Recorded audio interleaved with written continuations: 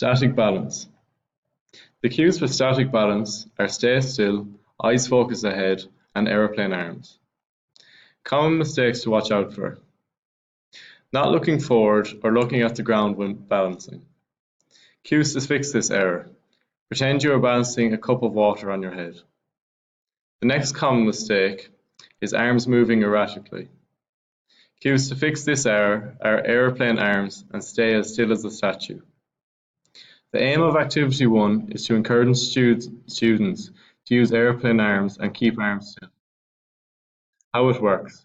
Students balance a cone or beanbag on their head while balancing on one foot. When teacher instructs to do so, students reduce their base support by going up onto their tippy toes. Students must try to stay as still as possible to avoid the cone falling off their head. Modifications. Just balance the cone or beanbag on head without reducing the base support while balancing if the students are having difficulty, or use non-dominant foot to balance. The aim of Activity 2 is to encourage students to keep their head up when balancing. How it works.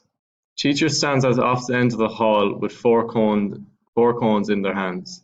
The green cone means hop, the red cones means stop and balance on one leg, the white cone means change leg, and the blue means run to the finish line. Students follow the directions of the colored cone that is held up.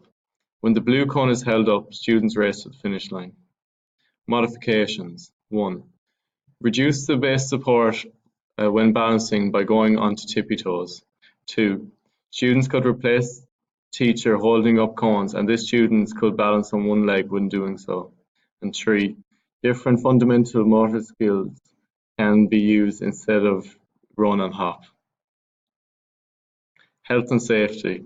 Ensure finish line is not too close to the wall to allow adequate space for deceleration.